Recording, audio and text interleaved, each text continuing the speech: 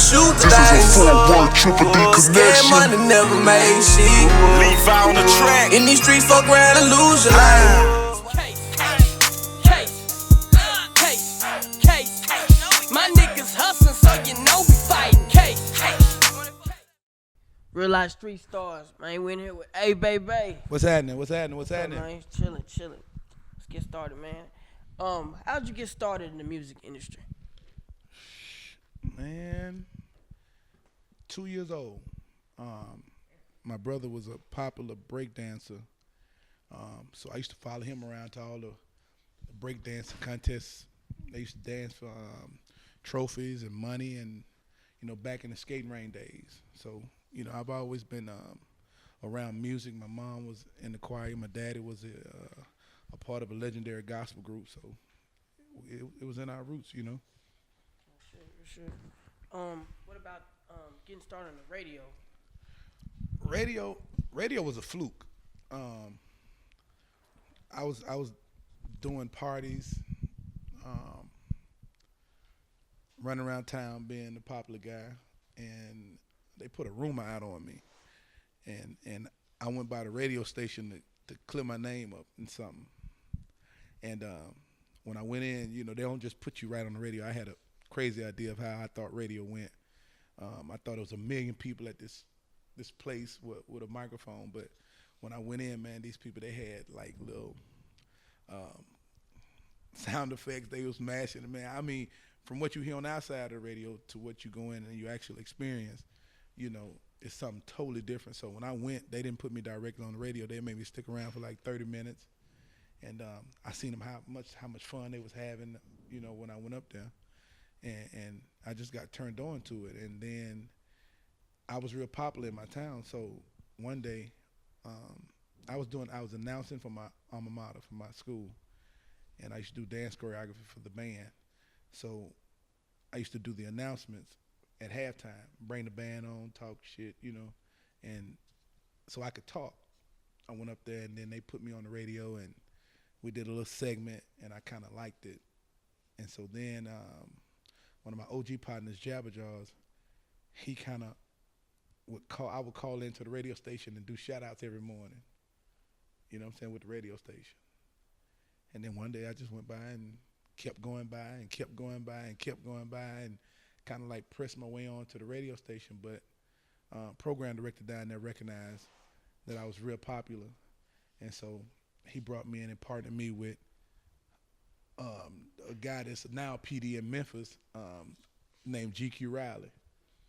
So I kind of pressed my way and just showed up every day and went on as a sidekick, and then got put on radio and partnered with GQ Riley, and then that's when my radio life began. Man, tell us about how you came from Louisiana, and it just almost seemed like you mastermind bringing Texas and Louisiana together. How did you put that? How did you orchestrate that? I went through some rough times in Louisiana. I've always been challenged with controversy. If you want to be popular and you can't handle being talked about, then you don't want to be popular. You don't want to be famous. So nobody told me that being famous was gonna get, you was gonna get shot at, you was gonna get things thrown at you, you was gonna get things blamed on you. So imagine you being, the king of your city. You can draw up thousands of people to any location on any given weekend.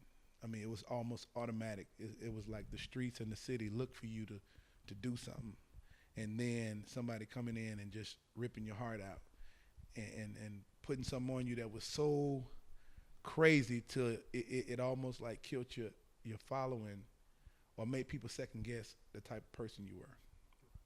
And so when that happened to me, it didn't affect me because I knew who I were. I came to Texas. They was doing a Louisiana night at the Daiquiri Dump downtown, Deep Ellum. And so the people that owned the Daiquiri Dump was from Louisiana. And I was so hot in my own city that they brought me out because a lot of Louisiana people was out here. So I did Friday nights at the Daiquiri Dome. And the Party Chasers was in there that Friday night. And when they seen what I brought to the table as far as being an MC or whatever you want to call it, and they hired me the next night, that night, and say, hey man, how much it gonna cost us to keep you here?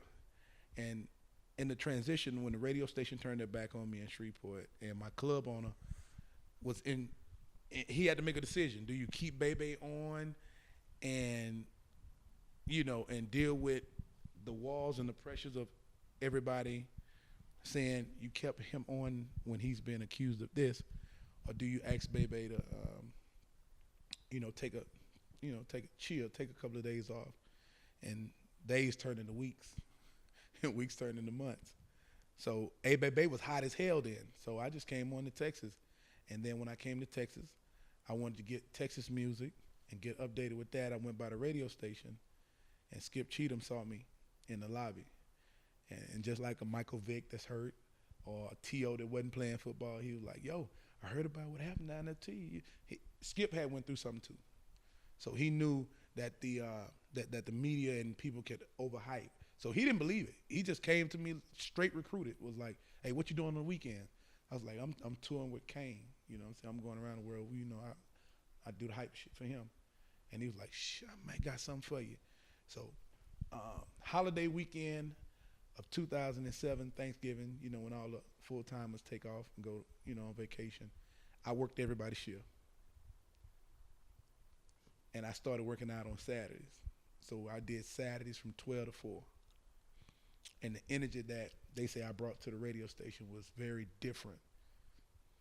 And I knew if I came to Dallas, they tried to get me to Dallas for like 6 months.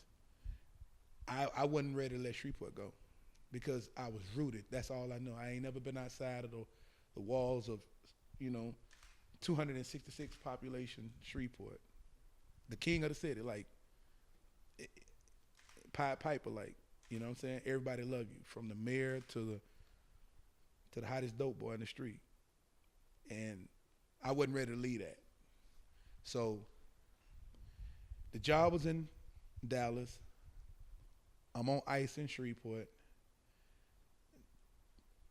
Both my worlds collapsed at the same time because I was on radio. I was the nigga that could break your record, play your record, and then bring you back for a show. Yeah. It was monopolized. It was you the man. Yeah. And all that shit got ripped out at one time, you know what I'm saying? So I never wanted to leave Shreveport. And I said that I'm gonna go over here and do Dallas, and I'm gonna come back to Shreveport. But when I got permanent, when he gave me the afternoon shift, that locked me down in Dallas. Yeah. Yeah. And I didn't want to look like they ran me out of Shreveport. Yeah. So all I did was every time I would come to Louisiana, come back from Louisiana, I would take Texas with me. Real talk. Every time I come to Texas, I bring Louisiana with me. Real talk. And so I went and got this piece made with the Saints helmet on it and the Cowboys helmet, Cowboys. But if you notice, I never put Saints or the Cowboys on it. It was L.A. and Texas. Got to. Latex. And I would go over there and tell Louisiana, boys, you need to come to Texas. And then I would invite all my Texas family, the people that I met. I would always bring them back to Cocoa Pellets, like a place that, you know, I know that they would never, you know, they wasn't used to witnessing, you know, people partying for 4-5 hours straight. Alcohol strong, you know what I'm saying? And we don't party even when the lights come on. So it's always about, you know what I'm saying, inviting and bringing people and crossing the two worlds. Man, I'm going to get in your business real quick because that piece that you just said, because, I mean, that piece was everywhere. I mean, flyers, everything. Right. How much was that bitch? About 35,000. Man, I used to see that bitch, I'd be like, King Johnny. King Johnny put his foot in it. I told him.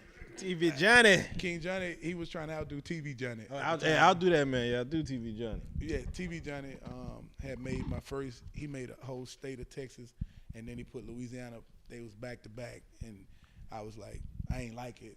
Yeah. And so I went to King Johnny, and I told King Johnny, I said, man, look, this is what TV Johnny did. Yeah, let's switch Can that up. you outdo Yes. TV Johnny? And Do he that. was like, just give me a couple of weeks. And when he came back with the 3D helmets, I was Done deal. sold. Done deal. And I felt like I did a great job because I always just wanted to represent where I was from, but then I didn't want to come over here and half-ass represent Dallas. Yeah. You know what I'm saying? Like, that's one thing about me, too. If I'm on your team, I'm on your team. You know what I'm saying? And I rip it. And that, rip it the best. man, and that's what's interesting as far as you coming to Dallas and just listening to you once you got to the afternoon team. I mean, you just so turned. You know what I'm saying? It's like it's an energy level that doesn't leave. Nothing against the other co-hosts or everything else, but your energy level is just always on 1,000. You know, where do you be pulling that from as far as just It's just the personality. I'm telling you, my personality is taking me places that money couldn't. You know what I'm saying? And I'm big on personality. Even with artists, with people in general, you know what I'm saying? I feed off the vibe. You know, a lot of people may not even know that. You know what I'm saying? Like how you get to me and how you rock with me is based off vibes. You know what I'm saying? The minute that I feel like we ain't connecting, you know what I'm saying, on the vibe, then what I have to offer, it gets kind of messed up. But being on 1,000, I mean, I just train myself to think that every day is a sunny day. You know what I'm saying? Ain't no bad days. Even you make the best of a bad situation. What's up? Gotta ask everybody this. What's the craziest thing that happened to you in a DJ booth? Boy, man. Gotta say go down the DM, boy. It go down the DJ booth, man.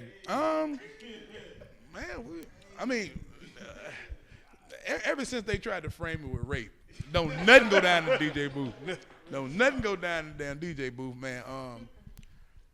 But coming up, I mean, man, we did it all, man. I mean, from you can just imagine. You can just imagine. You know what I'm saying? You know, got a wife now. You know what I'm saying? But you know, shout out to my wife. Shout out to the missus. You know what I'm saying? But I mean, it went down. And for my other DJ partners, they know like that was average. You know what I'm saying? I live the wild life. And so for me to be here right now interviewing with y'all, you know what I'm saying, it's definitely a blessing. You know what I'm saying? But we was out there. You know what I'm saying? Have you ever had to put your hands on an artist?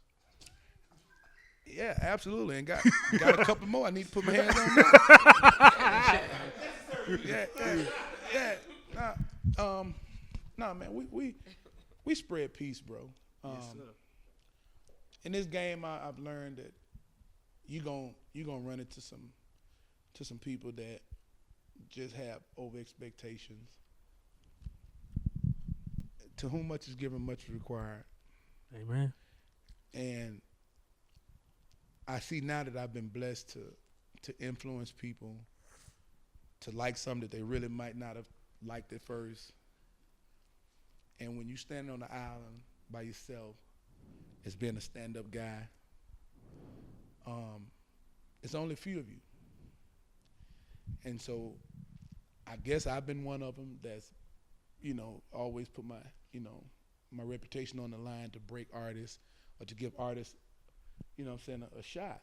And so if I put myself in their shoes, I can imagine an artist who really goes in and put in, countless hours of work, and then to see somebody that they don't feel like deserve a shot, just shoot past them. You know what I'm saying? If I was to give an example, to watch a T.I. who has a great body of work, and then to watch Salento just watch me Nene just win awards. He is. He go from 0 to 100 real quick, and I can just imagine how that would make me feel. That especially after you've been drilled to give this type of content, you want to be real. Yeah. You want to everybody wants to make this type of music, and you want to be perceived this type of way, and then by me not ever meeting a stranger. Yeah. And to meet me is to love me. Yeah. To fall in love with the persona, because I'm going to always give you what's real. Like, man, if you got a hit record, it'll play itself. There you go. If you play your music, I don't care if it's for the first time. If it's a hit, it's a hit. If the people move to it, baby on your team. There you go. Because I play for the, you know what I'm saying, I play for the audience. I play for the people. And then I've had some situations where I took a person record that was just a genuine dude and gave him a shot and played this shit long enough to motherfuckers start liking it. There you go. Repetition. That's the part that every artist fall in love with. Yeah. Play my shit till they like it, Yeah. whether they like it or not. Yeah. And we've done that too. You know what I'm saying? Just based on the relationship. Real time. But one of them, I gave him the blueprint. I told him, I said, man, you know why I fuck with you? I said, because you never fix your mouth to diss me. Yeah. I said, you've never went against the grain. After all of the blessings, after all of the handouts, the lookouts, the shit. I guess I gave him ammunition and shit. That motherfucker went and made a diss record. You opened the door. That's the one thing I ain't did yet. Let me. Yeah.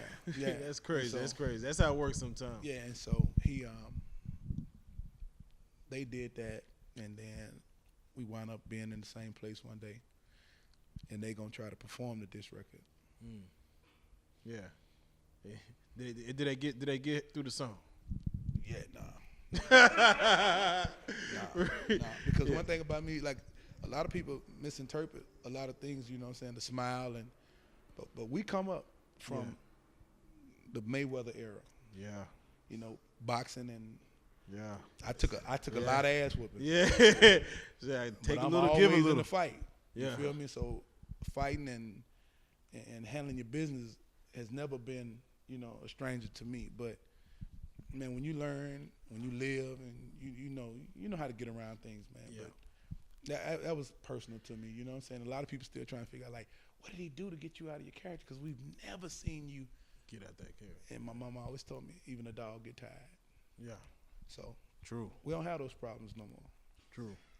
Real talking. I want to touch on how did you get that MMG cosign? You know, as far as break that down for us. Well, again, being a stand-up guy, always putting your reputation on the line for artists, and just having the belief. Yeah. See, I'm a personality of giving people a shot. Yeah. That's how Hurricane Chris got his shot. Yeah. That's how Lil Josh and Lil Ernest from Baton Rouge got their shot. That's how Boosie. So every artist that I've had a relationship with or that knows me, you know, they know that this dude right here will give you a shot, a fair shot. You don't really have to pay me. You don't have to. It's just I want to see other people do good.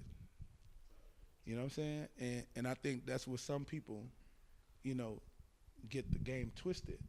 You know, if we don't create new artists, then it's gonna be the same Drake, Chris Brown, Nicki, Meek, Ross, and they ain't coming back down here to go to the hood with you.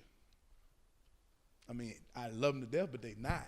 They with Live Nation, so you know, it's my duty to create and give other people shots and continue to brand new artists and new music and present new ideas to the game.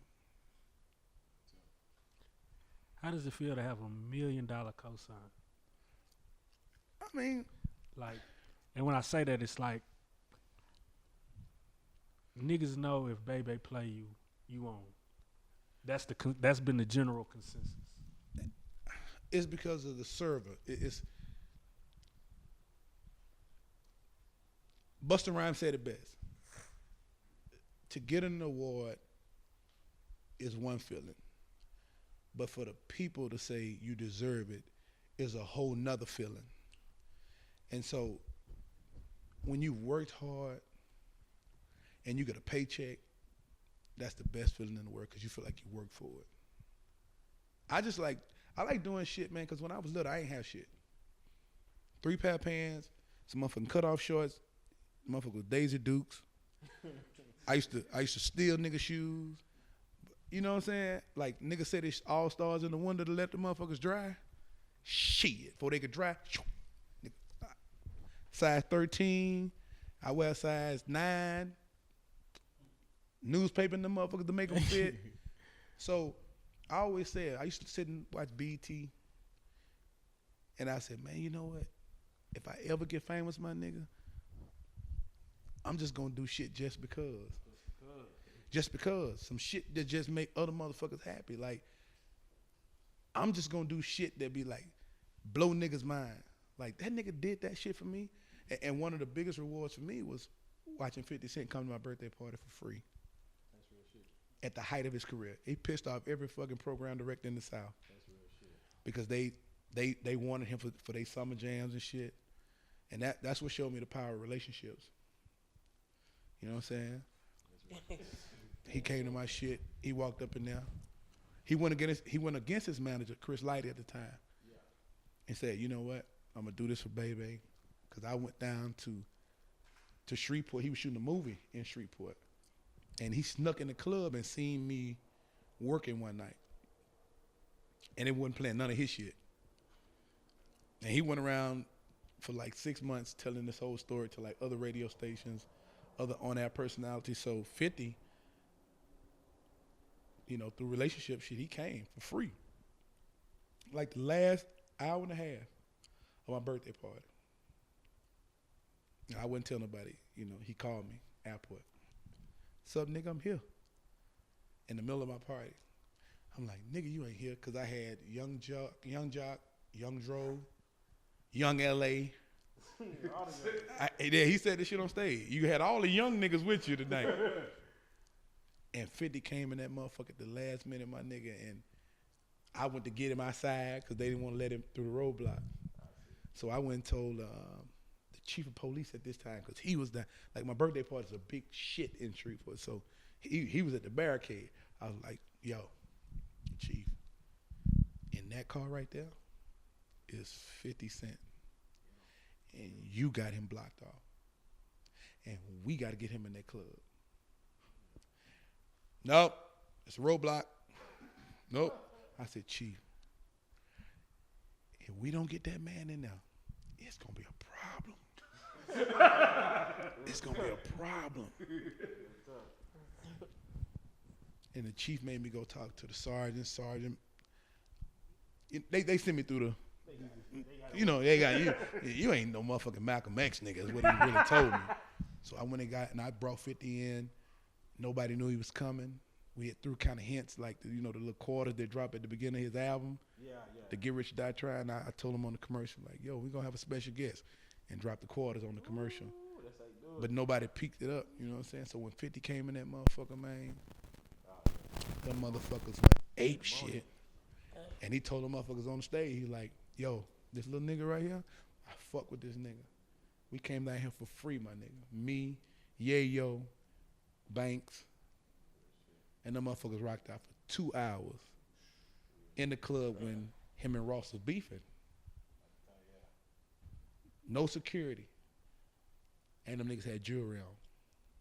So after that was my testimony to always give back to like niggas I felt like deserved it. You know what I'm saying? So, you know, I'm very spiritual, but I move off vibes, dog. You know what I'm saying? Real talk. What artists are you working with right now? Everybody. The game has changed. You can't be relevant. You can't be hot and not fuck with any and everything. I'm across the board. I'm working closely, but 2015, 2016, I'm fucking with people who fuck with me. And there's no more coming to Bday to get whatever the cosign is, and then as soon as you get hot, you don't fuck with us no more. Yeah, that don't work like that. It don't work like that. So if you do a verse for me, goddamn, we gonna do the video. We gonna go touch the people. Right. You know what I'm saying? So right now, I mean, I'm fucking with shit. Me and Jeezy, we right now. Me and Ross right now. Me and Gates right. Yeah. Me and Boosie right. You know what I'm saying? It's just like niggas who really understand. I mean, you know, and I just feel like Dallas is yet to have his second just due. Yeah. You know what I'm saying? They got that first one. Yeah, they got it first one because I knew about the whole DSR. I knew about that shit. Mr. Pookie, Mr. Lucci, K-Rock. I used to be down here. Like a lot of people don't know, I was in Dallas in 96, 97. Yeah. But then I was out here in 94 too. I was in East Dallas. Yeah. Yeah, and Ferguson and Minyard, you know. Oh yeah, right there. I was right yeah, over there. right there near the old Oates and Ferguson, man. Minyard still I'm standing, very familiar with Dallas, and go. I used to fuck around in Arlington too. You know what I'm saying? Town. Midpoint. Was it Midpoint? Midpoint. Yeah, with Big Pudding out there in front of the door charging everybody, motherfucking the skip line shit. You know what I'm saying? Talk, man. And I remember the club Midpoint when the club owner used to cut the goddamn air conditioner off to make motherfuckers drink. What the fuck? And then on the let out, that motherfucker spray. They'll spray pepper spray to make you niggas run off. See, get that quick money. Yeah, see, I was out here then. You know what I'm saying? Man, but then I was on my other job, my second job. I was a male entertainer, so I was out there getting that money like that way. That then, yeah, Trying to get it, man. Yeah. And we was getting that money then, you know what I'm saying? That Brinks truck was, you know. Nigga, I got it a lot of ways, because, some rappers be like, yeah, baby should be a stripper. Yeah, but nigga, hey, the truck was heavy that way there too. The hustle hard. Nigga, we get it, you know what I'm saying? Hey, in real talk, and with that said, like if Bday could be doing anything else, man, money not the matter. What other profession would you want to be in that you, as a kid, maybe want, like, I would love to do that? Comedy. Love entertaining. And I wouldn't say TV, but I like I say, man, when you obtain success, you want to see what you supposed to. I seen Lil Duval post this the other day, and he really put it out there how I feel. When you obtain success, man, you want to see other people be successful, just to see how they gonna act with it. You know what I'm saying? Like, everybody say they really want it, but they don't really want this shit. But to be successful, boy, it's gonna be a lot of sleepless nights, boy. And I see why some celebrities be snorting dope and and taking pills and shit, man. You really want this success? Yeah, man. You better want it, boy, because it's a whole different shift. The best days of my life and the most happiest days of my life, bro, is when I was broke, when I was hustling and trying to get it. That's it. How you feel about niggas running off on the plug twice? Plies, I talked to him yesterday. I said, you gonna get a lot of niggas killed. you gonna get a lot of niggas killed, boy. You say what you want to say, and you making them niggas feel good. Like, man, hey, first time on me, second time, shame on you, third time. We just playing the game now. Yeah, exactly. Yeah, man. But no, man, Plies on, man. Hey, you gonna get a lot of niggas killed though. It's gonna be a lot of niggas at Golden Gate now. Is there anyone that you ain't met yet that you would just love to meet, that since you've been in the game, kind of like that you might still get starstruck over? Yeah, I done met pretty much everybody I wanted to meet. Yeah. In their prime too. Yeah, that's important. But the only one I ain't met in his prime to have a real him conversation is Jay. Okay, yeah. I wanted to meet Jay. I met Jay on a, and it kind of snuffed me out. You ever heard the comedian and Michael Jordan story? Yeah, exactly. Yeah, I had one of them moments too. Tell us about it. Tell us about it, cause we assume run up on Jay and be like straight up, like I'm Bday.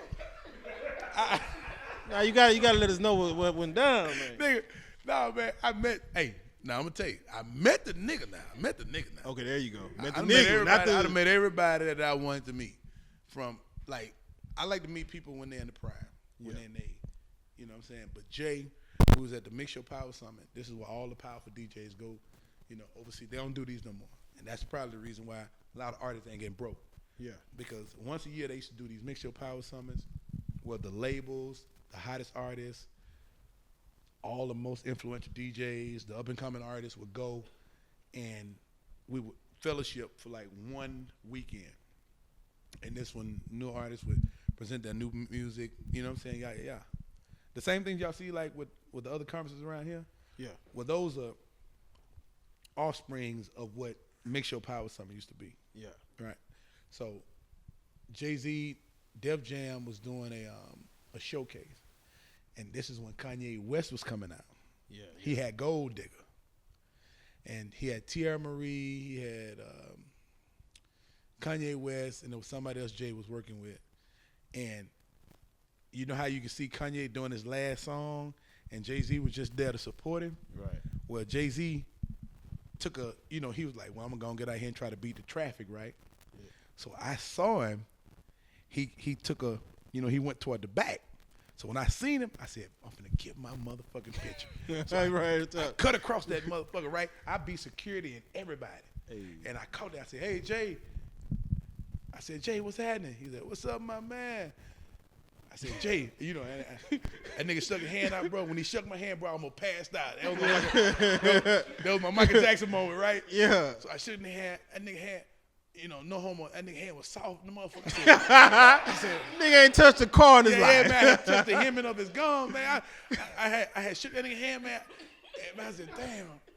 I said, Jay, you mind if I get a picture? He said, my man. If I take a picture with you, I got to take a picture with all these motherfuckers out here. He said, so, yeah, man, nice meeting you, though, little daddy. And they kept kicking. I was like, man. That was a bittersweet. You know what I'm saying? I gonna, know how to take that shit. You going to get that redo, man. You gonna tell him that story, too, yeah, when man, he come back around. Man, I got a motherfucking classic song named after me, man. You got to goddamn talk to me. Right. Yeah, let me tell you who I is, man.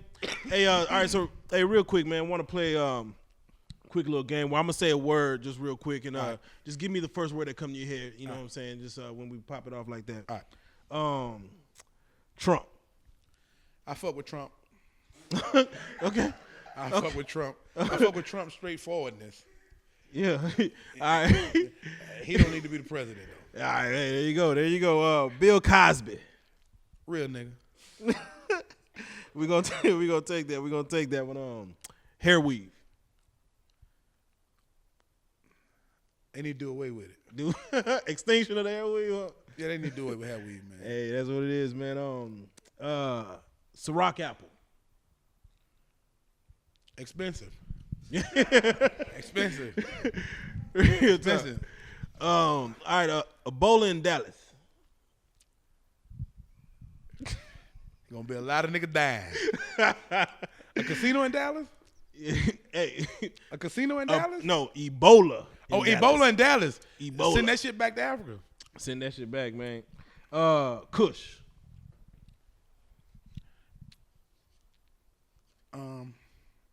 I got a partner that can get rid of it. Get rid of it for you, huh? Yeah. And lastly, I don't want to say Hillary. I want to say Lewinsky, because to me that's what that brings. Lewinsky. When they put her in a bottle and put her on the shelf and sell her. And sell her, my nigga. Real shit, man. You got any shout outs? No, man, shout out to everybody. Shout out to my AWE family. Shout out to the whole state of Louisiana. Shout out to everybody in Texas, man. Shout out to y'all. Thank y'all for having me. Shout out to Bokane.